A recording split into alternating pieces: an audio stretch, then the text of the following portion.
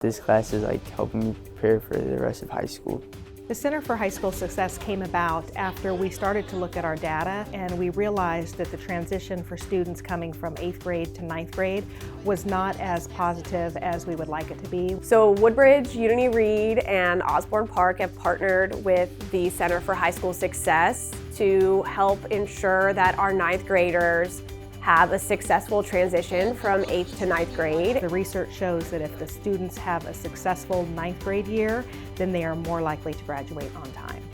So what we've done is created 2 teams of 4 teachers who are supporting about 50 kids at Woodbridge in a pilot program. We place them with the same 4 content teachers, so a student will have math, science, English, and history with the same 4 teachers, and then those 4 teachers are able to identify those students' needs and have a discussion cross-subject. So while we're working with 25 kids, it's actually helping the entire freshman class because those strategies are being implemented across the entire classroom.